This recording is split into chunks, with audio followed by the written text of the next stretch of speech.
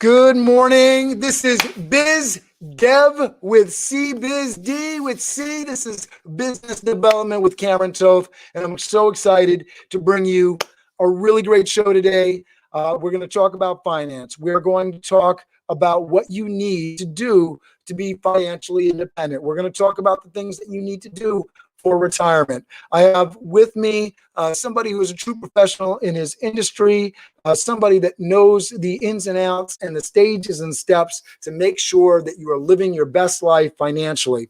I want to introduce you to Joe Soricelli. Joe Soricelli is a trusted independent consultant who has successfully helped his clients, friends, and family improve their life through better planning for their finances, healthcare, and real estate concerns. His expertise in helping them understand and plan for all stages of life has helped them live more comfortably with less stress. Joe has over 35 years planning experience. Joe's been a registered representative and investment advisor since 1985, experiencing all market conditions, which has provided a broad wealth of knowledge and experience for his clients to benefit. Joe is AIFA certified. He's a senior real estate specialist, and he's a certified Medicaid planner. Plus, as Joe and his clients have aged, new issues and situations come up, Joe can continually educate himself to meet and manage the needs of his clients today or tomorrow. Joe really cares about people. He continually gives back to the community, giving presentations about a wide array of aging issues that we all will face at some point in our lives. Whether it's student loans, Medicare, Medicaid, long-term care, housing, estate planning, income planning, asset protection, and fraud prevention. In addition, Joe is a strong advocate of senior housing, serving on town boards. We're just getting into that last night, and I thought that was a really interesting part of his story. Joe has received many awards over his 35-year career. He is married with 3 grown children, is active in his church, the Lions Club, which I've been fortunate enough to accept on behalf of the Boy Scouts, donations for our local troops. So I really appreciate the support there. And at the Alzheimer's Association, which I'm sure touches on some personal chords with a lot of folks that will be potentially viewing this because, you know, these are things that are coming up in everybody's lives at some point. He's on the Westchester Parks Foundation. He serves his hometown as a zoning board member and assists in stage production at his local high school and community theater. Man, you're doing a lot, Joe. Doing quite a bit. I'm going to welcome him in here so he can speak for himself. Give Joe a call. He'd be happy to assist you with your needs, and confidentially is always guaranteed. As we get into the conversation today, really want your questions and comments. Even if you're watching this later, send them to us, and I'm sure that Joe will be happy to tackle them. Joe, thank you so much for joining me today. Welcome. Really appreciate having you on. Please introduce yourself, and I really want you to talk about what you'd really like folks to take away from this conversation today, and then we'll get into a little bit of your personal story. Okay. Good morning, Cameron. Good morning, everyone else that is listening. Oh, Joe, you got to increase the volume on your mic or speak closer to the mic. Okay, actually, I'll do it. Nope, no audio now. Yeah, you're muted. So I'm going to let you figure out the mic situation. So one thing that I think is really great financial advice, and I'm sure Joe is going to talk about this as well, is that what we want to do as we are building and saving, and I'll put up this book, which I just think was life-changing for me, but You Need a Budget is a great book, and it just talks about keeping your money longer. Hey, Joe, you got your mic going on? I do have my mic going on. Beautiful. I am not as familiar with this software as some of the others. No worries. So what I was just talking about and getting into is the idea that you want to keep your money in your account longer. And I'm sure we're going to hit this theme over the time. But whether it comes to compounding or just budgeting, having your money in your account longer is going to help you across the board in the short term and the long run. Whether you're dealing with challenging expenses now with the loss of income with the pandemic, or you're dealing with regular life going paycheck to paycheck, having your money stay in your account for a longer period of time is going to make sure that you are building on your financial asset and your ability to take advantage of opportunity. And with that said, with no further ado, Joe's got his mic working. Thanks, Joe. Everything is working. We got rid of some of the, some of the technology that I had. We had some technical issues, but that's life. And that's live TV. So that's what we're live TV. It's live TV. It's live. Bottom line, it's live. Radio, whichever we're on. And let's get into your personal story here. So talk to us about what you want folks to take away from this conversation today, and then I'll start asking you some personal questions, and we'll get in there. Oh my goodness, we're going to get personal. But let's talk. Let's really talk about what people need to do today. And what they need to do today is start to break down what's going on in stages. You used a phrase about, hey, keep my money, I was listening in, keep my money in an account as long as I can, let it compound. That's a long-term process. And I'm not saying we shouldn't do that. But unfortunately, right now, what I wanted the people to get out of today's session is a real simple phrase, right? I want them to win and realize how to win. And what I consider win, right, is the first stage. What's important now? Yes, I want you to compound, retirement funds. I want you to have great wealth in the future. But a lot of people are concerned about now. What am I going to do now? And that, when you invited me, I thought about all the wonderful things that we could talk about. And what I really wanted to, discuss is, or give is a takeaway. And that takeaway is to start to break down what's going on into stages. Hell, right? 8 weeks ago, I didn't expect to still be sitting here in my home office. I expected to be sitting in my office in New Rochelle. I expected life to go on normally. It hasn't. And one thing that I do realize, it likely is not going to go on the way it was in the future. So you've got to start to break down, stages. And the first stage may be, the summer. People, I have, clients that are talking about, what am I going to do with my kids over the summer? Oh my God, I don't know if the pools are going to open. I don't know if, my day camp is going to open. Well, let me focus this a little bit. So what's like the one takeaway that you like folks to take away from this conversation, walk away? So I hear what you're saying. What is the kind of the one nugget, and then we'll get into some of the story in deeper detail. Stay in today. Don't overly think the future, because if you create a good situation in May of 2020, it's going to, yield better results in September of 2020. What's one action that somebody could take right now to maximize their May? What would you say that is? Well, I don't know if people have done it, but one of the things that you have to do is some basic financial planning. And I always go back to the basic financial planning of, do you have a budget? Do you know what you're spending? Do you know what the income is going to be that you have going forward? Unfortunately, there's 30 million people on unemployment. Are you talking to me about tracking? Oh, 100%. Put pen to paper, put fingers to keyboard, create an Excel, utilize, software, whatever you may want to do, that you can do. You have 60 plus year olds that are used to pen and paper.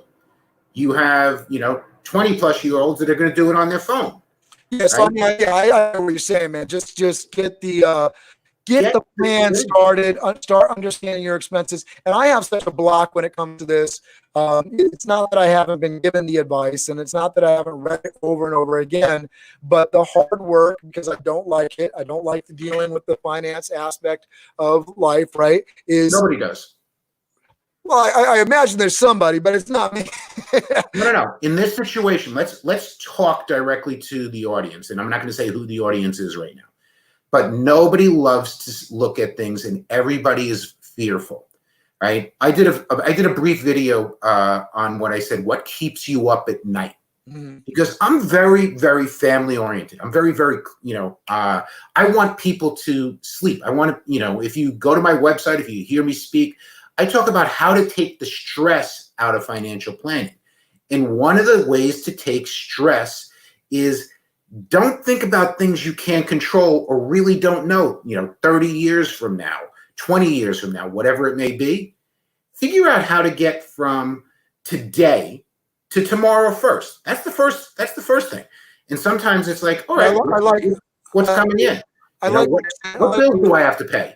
Hold on. Yeah. I like what you're saying there, because I think that's something that has been helpful to me, is like, and that's why I sort of go on this, like, keep your money in your account longer. So even just the exercise of looking at your bill and saying, and organizing the desk and life, there's a whole philosophy around productivity, right? I only want to handle a piece of paper once. So when the Con Ed bill comes in, either I'm paying it right away, or as part of a budgeting, because I don't have the money available, or I want to keep the money in my account longer. What I'm going to do there is put a reminder on my calendar. So I'm still going to file that thing, because I don't want it to sit on my desk, get forgotten in a pile, and then I'm dealing with late fees, which we're talking about, having a lack of finances or controlling your finances or better using your money. Paying a late fee is never a good use of money. I think you'd agree with me there, right? Well, let's even talk about that for a second. A lot of individuals do not know what is available.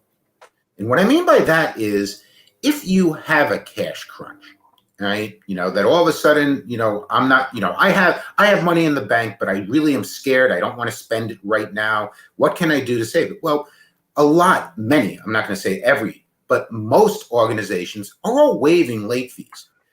You hear in the news about forbearance. Oh, postpone things for 3 months. If you go on to, this is a little tidbit that people should take from here. Go on to Experian's website. You don't have to sign up. You should have some sort of, fraud protection, credit protection. But even if you just go on to Experian's website, they have a great article on what is going to happen if you do forbearance. If you sit back and call your mortgage company and say, I'm worried, right? Or, I'm worried. I don't know, what's going to happen 3 months from now. And we're into it 2 months. But most people didn't react until, April, and they realized it's going longer than expected. But all of a sudden now, I don't want to, I need some help. I need to, reorganize. I have to get my budget together. I have to make sure what's going on. So can I postpone? It's not skip, right? It's postpone. And you're postponing most of the time with most of the arrangements until after the period. So if your mortgage came due in 20 years, 3 months, it's now going to come due in 20 years and 6 months. But there's an important factor, especially with dealing with mortgage companies and banks. You have to be current to do this. If you're already late on, April's payment, right? They're going to tell you can skip the next 3, or you don't have to pay the next 3, and it's not going to be reported to a credit agency or anything else. But then all of a sudden in September or, October or August, whenever the period started, is they want all the money. They want all the money, and you don't have a lot offered to you. Right. No, so let me just speak to that. So I hear what you're saying, and what I was getting into before you went down that road, which I'm glad. And I think we need to spend a little bit more time on, like, specifically for the audience that, they're dealing with, whether it be rent or utility, phone, services that they need to keep their business running, but they don't necessarily have the money to, or things to keep their house running that they don't necessarily have the money to, or they're just trying to make sure that they have cash on hand, which again, you can use credit card and all that stuff. There's no replacement for cash. Cash is king, and you want to make sure that you have cash always, right? Through retirement, right? So I'd love you to talk to that in a minute. I want to delve into your personal story before we get too deep into the technical advice. Just that idea, I'll sort of cap this off and just saying that paper management thing, speaking exactly to what you're talking about. How do you stay current if you weren't staying current before, and how to manage your bills? Making sure that once you get that bill, if you aren't able to pay it right away, that you put a reminder on your calendar, that you have a system and a process for scheduling and tracking each bill that comes in, so that you know how much you owe, who you owe it to, and when the payment is due. I know. Cameron, I'm going to add something which is really important. Besides all of this is communication. Don't be afraid to pick up the phone, send an email, communicate with either a bank, credit card company. Communication is key. And sometimes, it literally happened this morning, right? On a call with a client, he said, "Can we conference in the bank and you be on the phone because you know the questions to ask, right? And what is available?" And I said, no problem. This is what I'm here for, right? I want to help you. I want to help you get through. Let's talk about, as I said, what's important right now. Well, you're fretting about XYZ, right? Let's drive it home. And this is not something that has, my personal life or my practice has developed. It started back in 85 and more importantly in 93 and further. And let's even talk, as you said, you want to get personal right now. Yeah, so just to finish off that point, because I struggle with this, and I know that I need to do that with the tracking, and I don't do it. So it's just one of those things that I love what you said before. I just think the week. So start it for today, for tomorrow. What's on the plate for today? Do you have a grocery bill? Just getting started, on things like this is a big deal. I think a lot of people fret about it and they just don't get started. Paralysis by analysis, that sort of thing. So just getting started, one bill at a time. Start that spreadsheet, get it going, and as you get deeper into it, and as you feel the need, you'll be able to update that tracking spreadsheet. And I'm sure that if you reach out to myself or Joe, we'll send you some templates to get you started on that road for somebody that's struggling. I think that's really important. So, Joe, let's talk about it. I was really interested specifically in like the community stuff, but I want to go back before we get into the community stuff because I think that's huge. I'm in Valhalla. I think you said you're on the board for Mount Pleasant. Is that right? I am on the zoning board for the town of Mount Pleasant. Okay. And So I've been just for yourself. I've been involved in the town of Mount Pleasant for a long time. I actually ran for one of the town board seats, and my whole platform was nothing more than senior housing. This goes back into 2016. So I'm, as you had said, I am a certified senior housing specialist, and this is something that has always been near and dear to my heart because something, I like Mount Pleasant. I like where I live. I can't tell you. Let me ask a question here. So you're deep into finances. You're passionate about it. What in your upbringing and education sort of got you into this career track? What sort of inspired you to go down this road? What sort of inspired me to go down this road? It has been an evolution since 1985. I went to school. I paid for my college education. Yes, my parents helped, quite a, somewhat. I went locally. I worked all the way through school. So, I'm that working class blue collar person who went to a local college. I own a college. And I have always been involved in some form of community, whether at that time it was the town of Eastchester and so forth. But I am as I say, I am a post-war baby boomer. So I'm that, late person that, almost at the end of the period of time. And my parents were older when I was born. So when I graduated college, my parents retired and they were at retirement age. It wasn't like I graduated college and they were 55 years old or whatever else. No, they were 65 years old. So I experienced a lot of the issues that they faced. I got married young. I have older siblings and all, and I had a company, right? My initial company that I created was what I called Family Financial Harmony. Because I had a belief that if you grew up in a family and everybody worked together, right, you could solve issues. You know what? If my brother had money and I needed money, he might loan me some money. If my parents needed help, whatever. But you got. Let me back up a little bit there because I think context really really brings out personal interest in your background and dealing with you. So I know you said, blue collar background, college and everything, but what, how many brothers and sisters? What was family life like for you? And again, what started you on this track? What sort of, even before you started your first company, what made you choose, the financial industry and helping people with finances? Obviously, there was something there that sort of interested you. So I'd love to hear about that. And I'd love to hear about your family and Well, here's the key, Cameron, and maybe, this isn't what everybody wants to hear, but the reason I went into financial services was to pretty much help people take my experiences with my personal family, right? And I am the baby. I am the spoiled, rotten baby, right? By 5.5 years, I was a surprise package. My mother was over 40 years old when she gave birth to me, and I have older siblings. All of my siblings are retired right now, right? And I don't expect to retire. I enjoy what I do. I have a passion for what I do, right? And what my passion is to try to help a family get through the issues they face. And it really started when my parents started to fade, right? And all of a sudden my mother needed help, in some ways.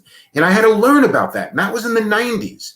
And why did they're starting to fade, but why did they start needing help? Exactly. If theoretically, if you went to my website, you would see I break out life into stages. And it's everything from that first job and you're new and you're trying to make money. And as you said earlier, hey, recognize the compound value of $1. If you put $1 away in 2020, in 30 years, it could be worth $5, $6 or something. So that's that compound value. But then you will run into the next stage of life, which all of a sudden there's a lot of expenses. And I, in this day and age, I call it, partnering. Basically, you have somebody else that's in your life that may be dependent upon you, but you have goals together. You may buy a house, you may create, start to have a family, and things come along with that. Expenses come along with that. So some of those goals that you were able to meet early on in life now may get postponed, but you don't eliminate them. As I said, break it out into a stage. I got to address what's going on now. Big issue. Whenever you have somebody dependent upon you, you need insurance. I'm a believer in life insurance, right? I don't always say I sell permanent insurance, cash values, because, hey, in 30 years, you're going to have this much money, but the premium's 10 times what it would be just to provide the protection.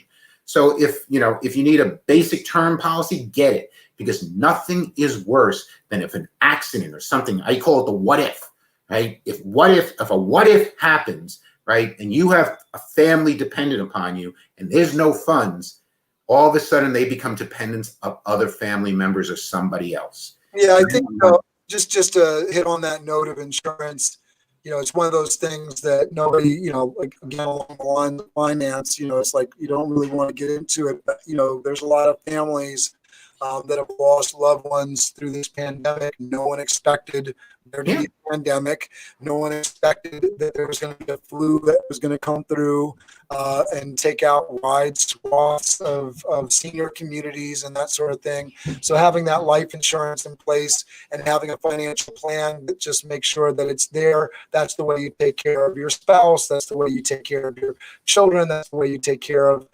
your extended family and loved ones. So I really appreciate that piece of the financial planning puzzle.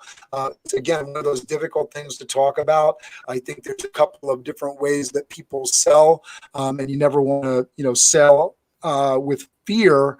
But the understanding that, something's going to happen sometime, the same way you want to have 3 to 6 months and potentially more of expenses saved up. Cameron, you've talked to a lot of financial planners, but I try to keep it simple. And when you talk about insurance, really, life insurance, traditional life insurance, the very first thing that you have to recognize is the need for insurance is relatively simple. Either you love someone or you owe someone. Because if you love someone, you want to make sure that they're whole if an accident or something happens, or God forbid a pandemic happens. Now, there's all forms of insurance that, can do this protection, but that's the second stage. That's the planning stage. And that's using a financial planner that you believe in, that you don't think is going to oversell you, because nothing, as I say, nothing is worse. I started with MetLife selling life insurance over kitchen tables. All right. So that's 1985. And I was taught by my father-in-law. You asked me how I got into this business. He drafted me into this business. I can't tell you that I was, this was my life expectation, to be a life insurance salesman and then subsequently a financial planner. But that's how it went. And I developed a passion for it over the years, because something, which I have with a 35-year career, I have delivered death benefit checks. So if I get that phone call, I can tell a spouse, I can tell a family member, let's get through, and it goes back, what's important now? And I'm going to focus that, what's important. Let's get through this immediate situation. Let's get through the, God forbid, the funeral, this, that. And then, we got time. We don't, well, what about the insurance? And I said, it'll come. And God forbid you don't have enough cash on hand or credit available to pay for a funeral. Just turn around and give them this policy number and give them my phone number. And I'm saying, okay, they know there's some insurance for a funeral to get paid for. But you got to have a passion for it. And, delivering that, that check really, and I did one very early on in my career on an unexpected situation, a heart attack in a person who I think was 44 years old. That it wasn't a massive check, right? But it was money that they didn't expect. They really didn't know. And it kept the family together and whole. And unfortunately, I'm going to say this, the check that I delivered and the policy that I had sold was, came into that other scenario. Cameron, you ever think people have a little greed? Well, I don't want to waste my insurance premium dollars. This is a common thing that I've run into over 35 years. I don't want to just waste my money. So can you give me a whole life policy or anything else? Now, if it's for a person that, has ample resources, yes. Now, as I said, we change the way you make the presentation. But in this particular case, he wanted money at 65. He was 44. He wanted to have more money, supplemental retirement income at 65. So he didn't buy as much insurance as he should have, because he had a budget. We talked about that just a few minutes ago. The budget said he could afford to spend $200 a month. And $200 a month invested into a permanent life insurance plan bought $150,000 of insurance. That same $200 a month would have bought him $1 million of term insurance, right? So yes, I will try to help guide a person, but I do focus on, the need first. And then we start talking about everything else. And that's just a philosophy, because I've talked myself out of sales, right? Directly. Because sometimes if I don't believe that the plan is right for, my client, I will voice my opinion and try to guide them. Because yes, I've always felt if you do the right thing, good things will happen in the future. And by keeping yourself in the now, right? In the now, and then using my expertise to say, okay, this is what's going to happen. Here's the next stage. Guess what, Cameron? You just had a baby. Well, you got a college education. You got this, that. But let's prioritize what is needed, right? And that's that budget. It's important. If I just try to sell a product, that's not the right thing, right? Awesome. So I think that we've given a lot of financial nuggets of wisdom here. I'd love to talk about the stuff that you're doing in the community. Talk to me about the town board work and what you're doing in that space. All right. Last night was the zoning board meeting. All right. Historically, we get, X number of applications. We did it virtual. We did it via Zoom. Right. So it was a virtual town board meeting. And we had a whole bunch of, items that are going on. And the way I got involved originally with the town board, and I've been on it probably 10 years. For those people who are in Mount Pleasant, Bob Meehan appointed me. So it's 10 years plus, all right? The way I got involved in was that advocacy for senior housing, right? That was, it was like, hey, you got ideas. You have a financial background. You understand numbers. Maybe, you're a good person to have on the board. You ever go to some of these meetings where you see people that are in their 80s and 90s on the town boards? Yeah. Right.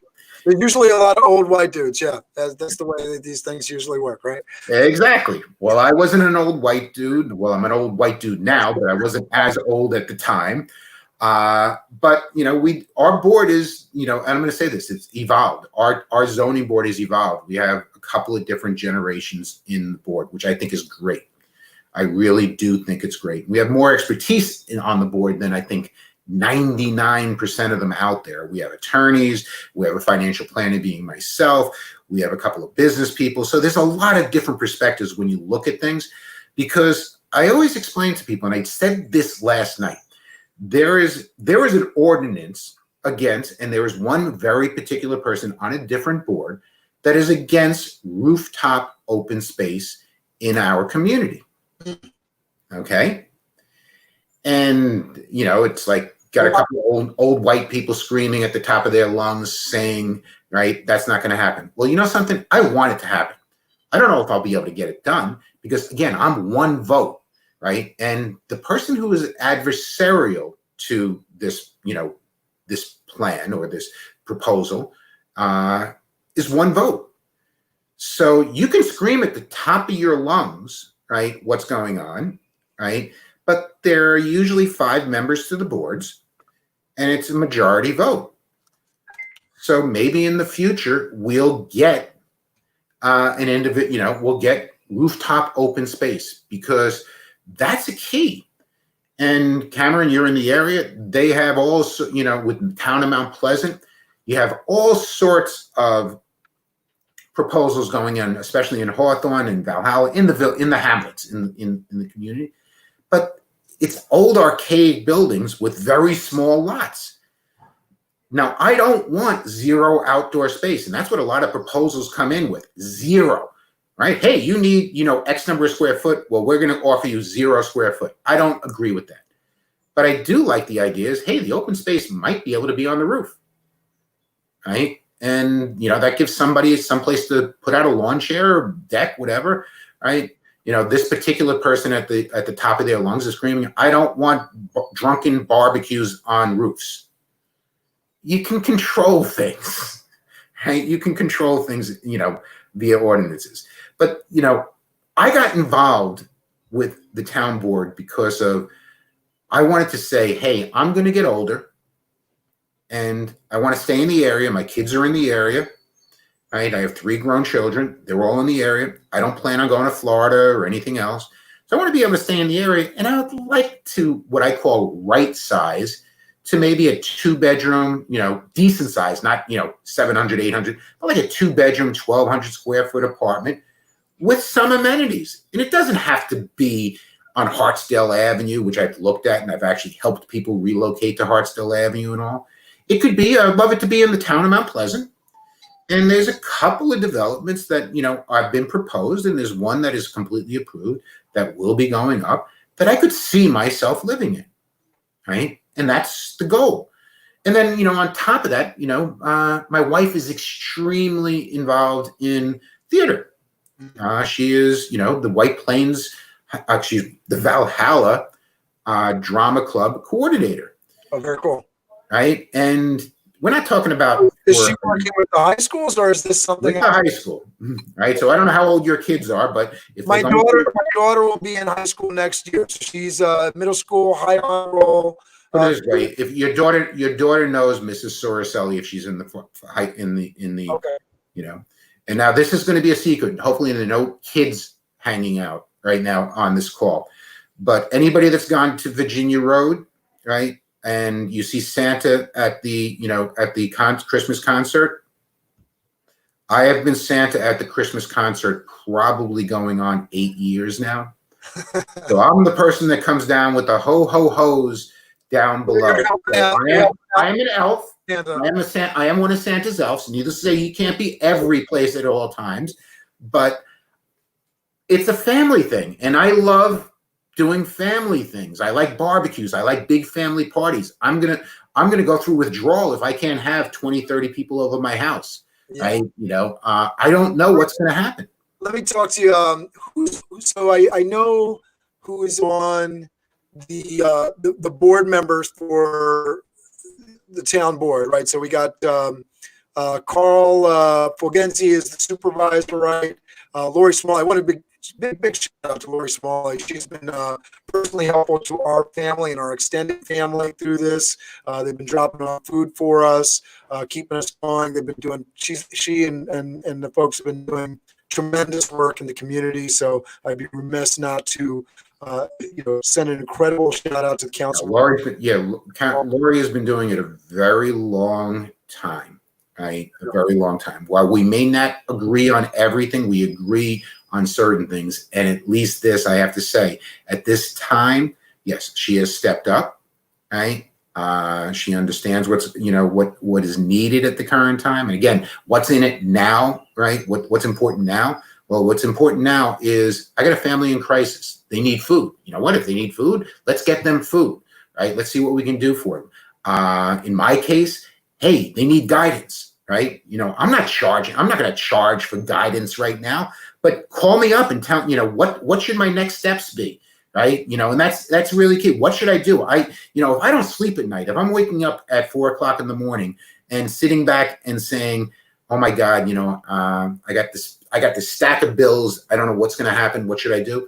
I'm not going to tell you that I have every right answer, but I do have 35 years experience. I work closely with attorneys, with bankruptcy attorneys. I can't tell you how many people I've sat back and said, you know what, you got to consider, cleaning the slate, right? You really have to consider it, right? So, I'm going to give you recommendations, but people have to do it. Just like what you said earlier is, I know I need to put pen to paper, but I'm worried, But sometimes when you put pen to paper and you start to prioritize even your expenses, right? All of a sudden your shoulders come down, you relax, right? And you get a great night's sleep, right? That's the key. How can I help take stress out of financial, concerns? How do I help take stress out, and create strategies right behind me, right? Aging issues management, financial and life strategies. That's a key. That's a real key. And it hasn't developed over, I'm new to the business. And there are a lot of people that are new to the business. And I say new to the business, anything under 10 years. They really didn't experience 2000, you got to remember, I use a classic story of market crashes, right? In 1987, I was doing fairly well, and we were going to get a bigger house. So we went, myself and my wife, we had 2 kids at the time, and we needed a bigger house. So we went in October of 1987, we went and looked at a house, and we were all set, and I put a bid in on a house. And this was in the morning, right? We went, because I was going to go to work in the afternoon and everything else. We get back in the car and turn on 10/10 wins, right? All of a sudden, and the stock market has gone down 25%. I had to lean over to my wife and tell her, I don't know if we still have the deposit. And I don't know what's going to go on going forward, because I took a hit. I was going to take a hit in income, and I was scared. So we had to create. I've sort of gotten in the advice I give people, so I love that you hit on it, is, in terms of your investment strategy and where cash is king, like I've started investing in the stock market. I think for anybody that wants to get into the stock market right now, this is the best time possible. If you have a little bit of Cameron, you're not licensed. I'm going to say this directly, right? I don't, at least to my knowledge, you're not a registered rep, you're not licensed. And even for myself, and this is something, if, everybody gets advice from friends, from radio shows, from this and anything else, right? Talk to a financial planner, because one of the first things that you need to understand is what we call your risk tolerance. I do this for 401k participants. Let me just interject here, Joe, because I wanted to respond to your story. I think it's one of those things that it's sort of interesting, and I'd love to add a little bit of personal insight. So, from my own personal story, because I've been struggling with finances for a while now. Taxes has been a big deal, but one of the strategies I have on the cash and investment side, and you can tell me if I'm doing it wrong. I'm open to that, and no, I'm not a licensed or fiduciary or any of those kind of things. But this is just based on experience. So the way that I'm tackling investing, and the reason I'm giving this advice and saying the best time ever, because as we move along and into the 21st century, people can get sort of down and they can say, oh man, this is a pandemic and this is the worst time ever. First of all, not the first pandemic ever. We've been through this before. Things will go back to normal. I love the people that are like, we're going to, everybody's going to have to walk around in PPE for well, we had the pandemic and we didn't have to do that after the last time. Will people be more sensitive? Exactly. Will people wear a wet mask on the train? I think it's the smart thing to do, right? But there's tools right now that are available that were never available before. Just having a cell phone is a whole conversation in itself of all the opportunity that you have, being able to access Google and all the information at your fingertips, being able to jump on those website right from your phone right now, aging issues management, right now, right, that sort of thing. We have that ability just in the split second. So I love one particular tool. There's other tools out there, but Robinhood app is a great way you can get into the stock market. There is no fee attached to buying a stock, which was one of the things that kept me from getting into the stock market initially. So you can go in and you can purchase a stock and going back to the risk factor, and my point, just to add layers onto your story, because I know, stock market dips, people are afraid to get into the stock market because they're afraid of their assets. And I've talked to some of the alumni, part of the alumni connections project that I'm doing, and even part of their story, and saying, oh, well, I put money into the stock market and then I pulled it out to do this investment. And what I heard there, because I have gotten a lot of advice and read a lot of books, and I think that stands for something. Again, I'm welcome to the feedback. You can tell me I'm wrong, but the idea of the money that I'm putting into the stock market, I'm putting it there for 10, 20, maybe possibly longer years. I invest in companies that I think are going to do well over the long run, and I am not including that in my cash assets. From a mental standpoint, that money goes there and it's not currently money in play. I keep my cash that I'm using for, saving up for a house, that stock in terms of risk, right?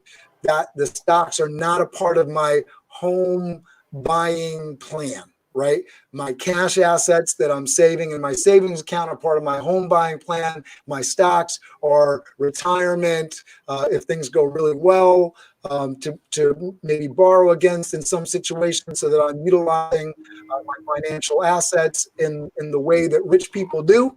But it's not part of my cash plan to buy a car or invest in a business. I'm putting it there and putting it away for the long term, because all the information that I've gotten from the market, and again, I'm no licensed pro, I don't think I'm saying anything that a licensed pro wouldn't say. Over the long term, the stock market goes up. And we've seen that even with the pandemic, folks that as the stock market was crashing, as we were getting into February and March with the pandemic, stocks have already gone up. Now, usually it isn't that fast, but stocks are already up above in a lot of cases. Obviously, if you invested in a company that's hard hit by the pandemic, maybe that stock hasn't rise. But that's, again, why you're looking at companies and trying to invest wisely. And that's why you reach out to somebody like Joe, somebody like my good friend Chris Calabro, part of my Master Networks chapter in Mount Pleasant. It's a fiduciary. Seek, really good advice from the folks that really know. No, it's, Joe Soricelli. Yes, I am a fiduciary. I'm all the credentialing is there. But here's the two takeaways that, from your story, right? From your story is you have assigned a time horizon. Remember, I started with, you need a risk profile. Well, part of a risk profile is time horizons, right?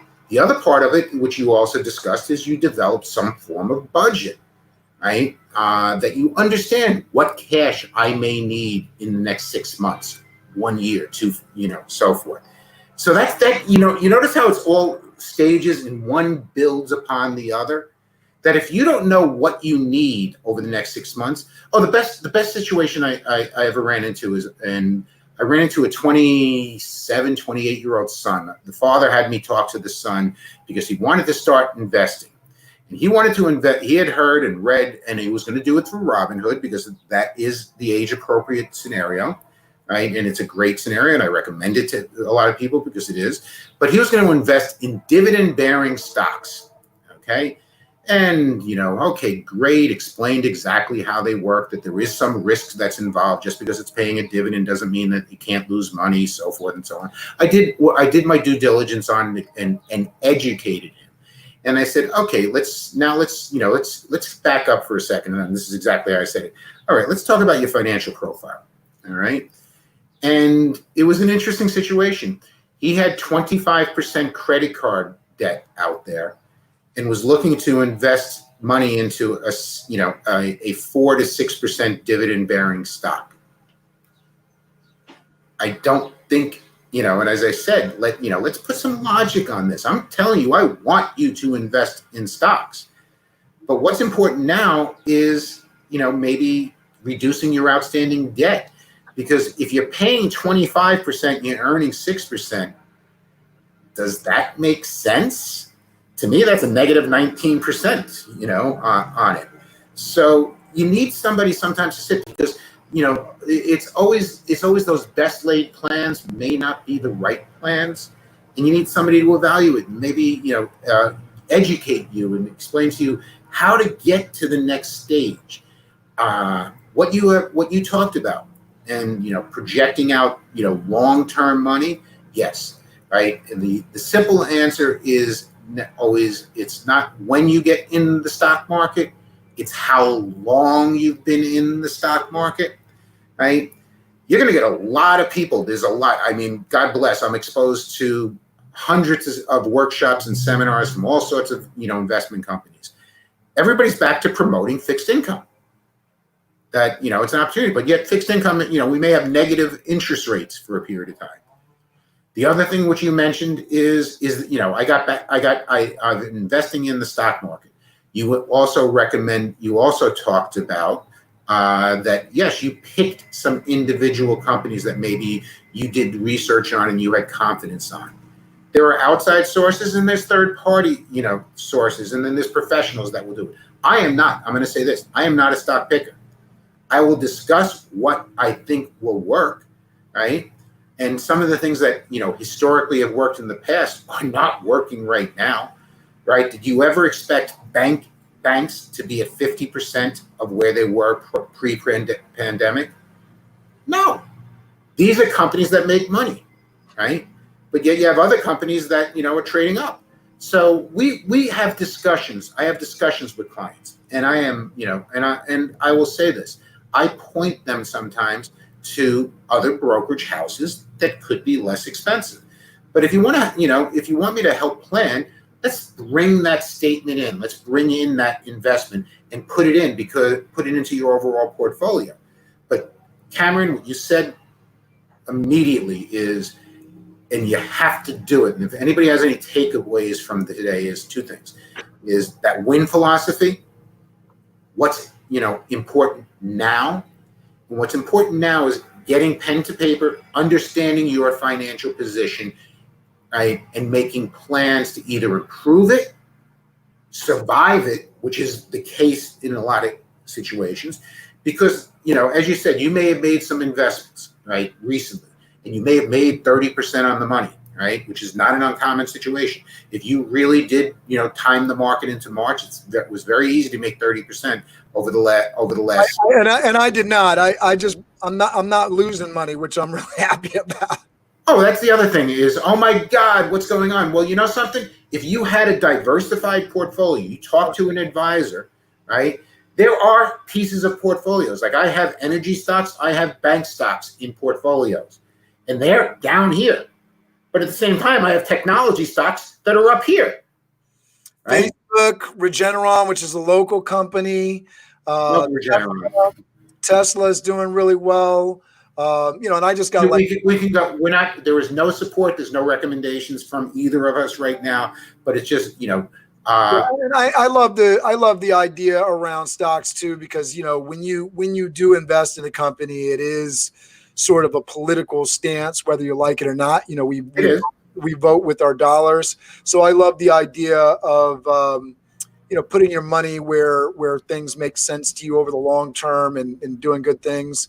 So Elon Musk is a crazy figure, but I've invested in Tesla simply because they're doing something that I think is going to change the world. So being a part of Cameron, here's something for you, which is really interesting, right? And this is I know we're at 50 minutes. We said we can go somewhere around here, right? But have you ever go online, find something? It's owned by Sony Pictures right now, but find the movie Who Killed the Electric Car.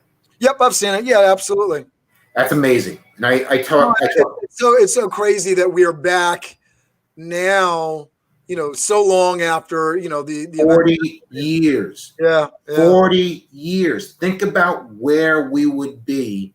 Right, and I'm going to say this: if anybody's listening, I can guarantee I'm driving an electric car. Thank goodness for Elon Musk. I know he's a controversial figure. People either love him or hate him. But I thank goodness for the guy, because without him, these other car companies wouldn't be jumping into this as hard as they are, because he's creating competitive, competition in the market, and it's a really good thing for the world. I love it. I love it. Cameron, what scares the hell out of me right now?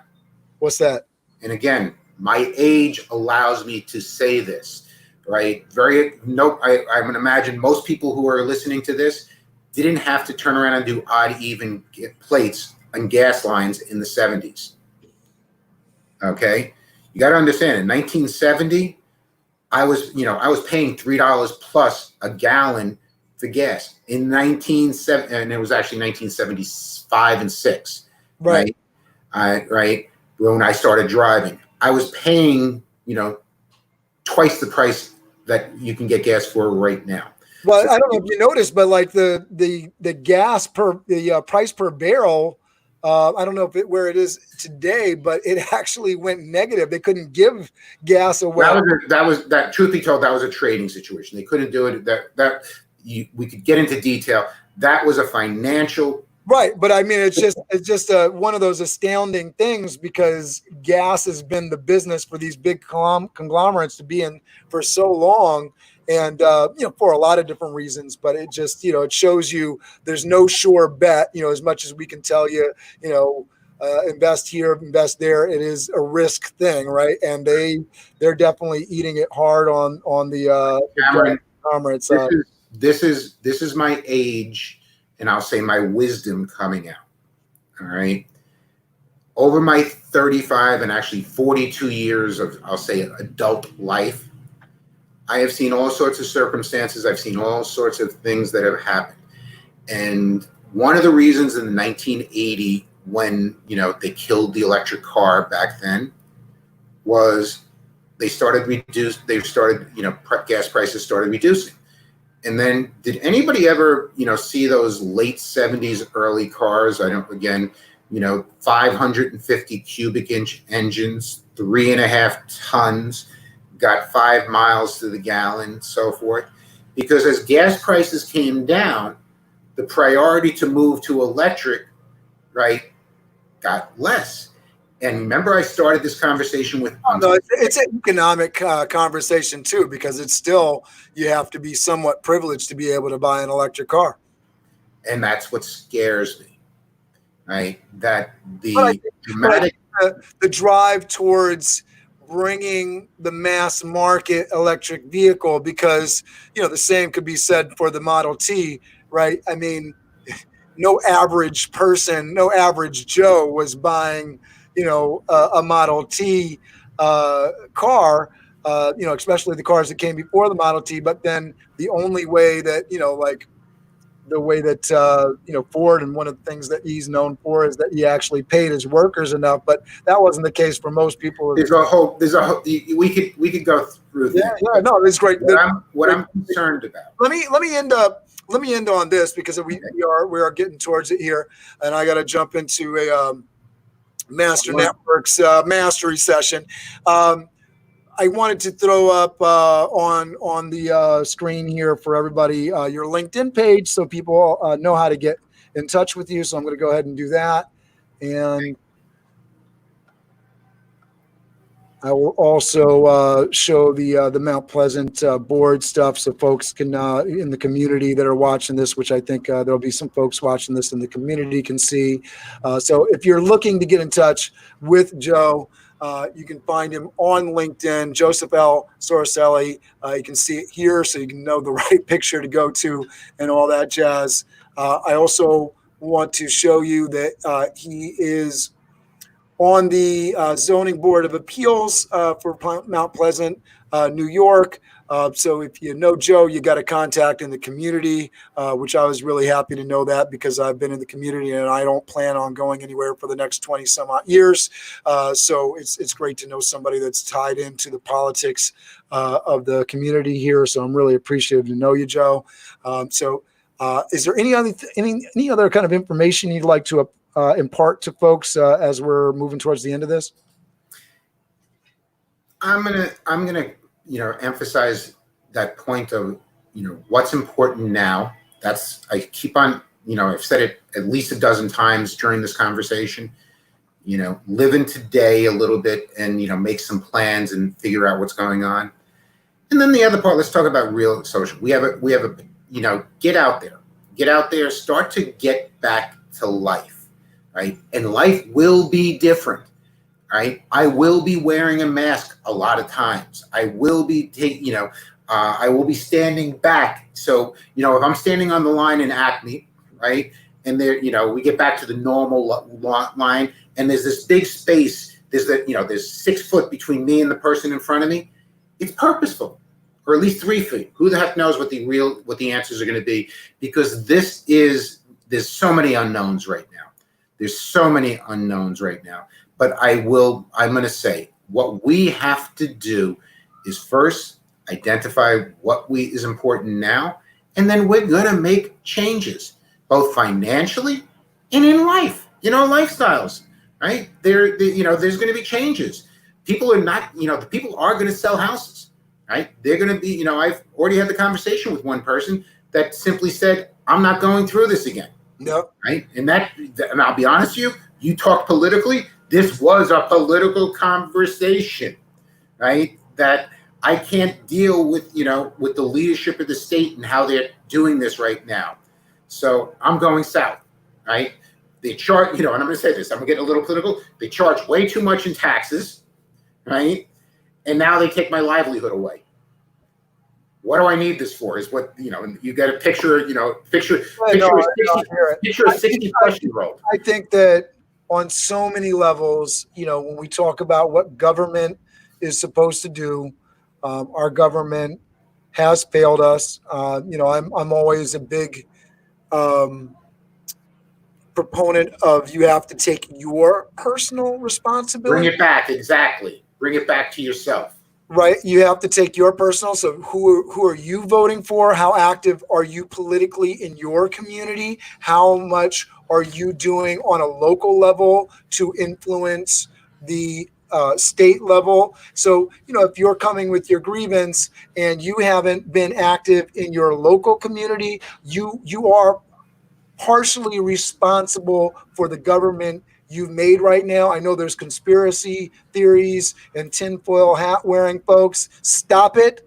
Go out and vote. That is the way you make a change. Go and talk to people, bang on some doors, and let's get some good management. Cameron, and I'm going to say this from personal experience, the political arena is a nightmare. I didn't expect it to be. Right. But I'll tell you what, by just voicing my opinion, right, and being vocal, I got people to recognize issues that were not being looked at before. Hell, all of this housing, I'm going to take credit for. because nobody thought about it. They Listen, said, oh, listen, Joe, if it was easy, they wouldn't call it work. exactly. Now, All for right, Joe, politics, thank you so much. I really appreciate you being thank with you, right? I'm going to give you a quick text after this. I just need a little piece of information. All right, listen, thank you, everyone. I'm hoping you got something out of this. But again, what's important now? Win. What's important now? Thank you.